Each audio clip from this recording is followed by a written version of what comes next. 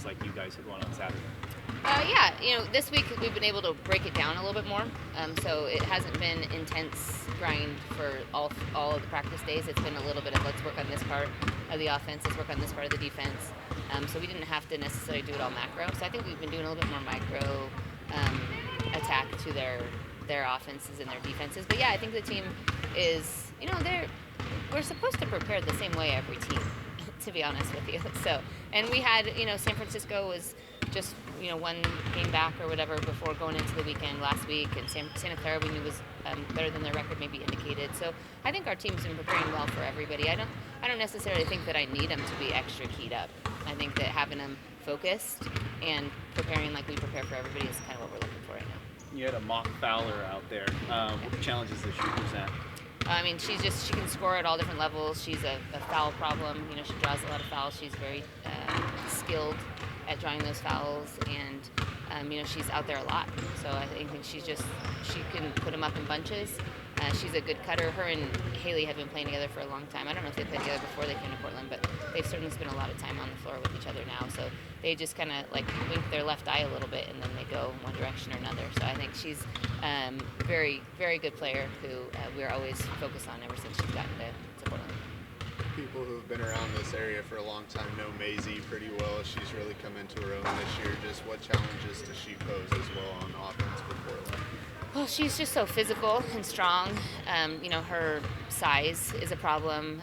She plays really hard, hyper competitive, as competitive a player as we play all year. So, she's again like Fowler. She can score it at all three levels, and then just the intensity that she brings to the game is enough. But then she's a specimen physically. I think of Callie and like those guys are built as strong as you can be and hard to get around and hard to keep in front. And so I think she's having a great year and has had a great career wherever, both at Eastern and down there so far. But this year with a little bit more playing time, she's really made the most of it. And then with Emmy shooting almost 51% from three, obviously another weapon for that offense where it's not just inside. Mm-hmm. Just kind of what kind of challenges that pose specifically for your guards? Yeah, well, I think that it's really good for Portland. I think for us, it makes it pretty good as well. Like if she's out there on the perimeter, then she's not around the basket. And so if we can keep her out there and contesting and not letting her have those open shots, then I think that can be to our advantage. But each team has personnel problems, and they got problems of their own for us, and so we're going to try to make our problems bigger than their problems. But I think they've diversified their team by having another shooter out there, and to add to the others that can shoot it. And I think that she's expanded her game, which you expect them to do as they get older. And they're as good as a team as I've seen them be. A couple years, the year that they beat us, they were very good. But I think this team is probably better than that team when they beat us down in Vegas, is what I'm talking about.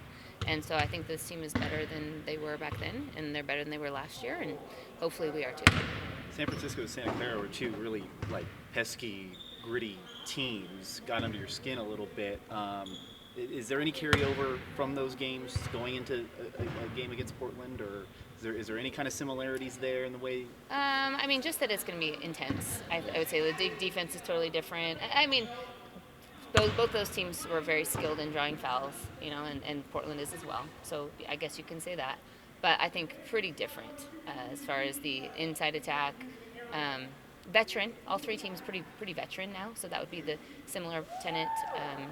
But it's going to be a different game in most of the ways, I think. Yeah. And in the last 2 weeks, you guys go 4-0. I know you're not really worried about rankings, but you dropped down a spot. Is that a little bit of disrespect towards this team right now, or? I didn't even know we dropped a spot, to be honest with you.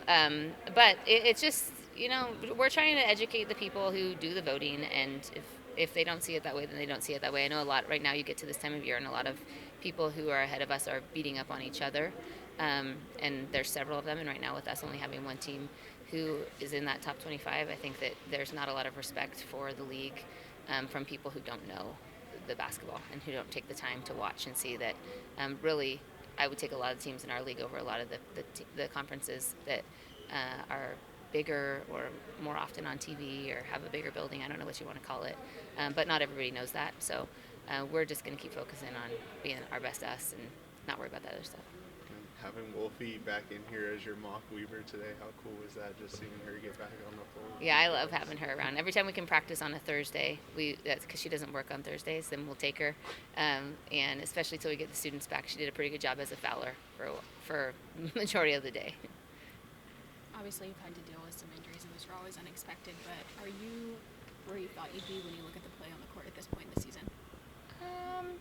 I mean, if you take out that part, then I would say probably. I mean, we're not at our best yet, but we're playing pretty good basketball right now. We're sharing it, we're rebounding it well, we're guarding. So I think that I would say we're doing a decent job. I think we're making the most of what we got, and that's kind of our goal every day. Is just to be, like I said already, just be our best today. Come down to a couple games, we're deciding by the end of it, or? Yeah, I think it's going to be very difficult on the road, just because we don't have our home crowd and anything. But then we also is our only game this week, so we're just pumped to just be able to be back on the court and just playing with each other again. Playing Portland, you've done it for a while. Obviously, Alex is a really good player. They've got Maisie now, who's been lighting it up, and Emmy from outside. So they're really talented offensively. Obviously, we just watched you guys working on your defense there. Just what are you expecting from them, and how tough of a game will it be for you guys defensively on Saturday? Yeah, I did watch a couple games with Coach Craig, and they're gonna do what they do. They're great players playing at Division I basketball, and we're also great players playing at Division I. So we're gonna stick to our game plan because we do have a game plan, and hopefully execute.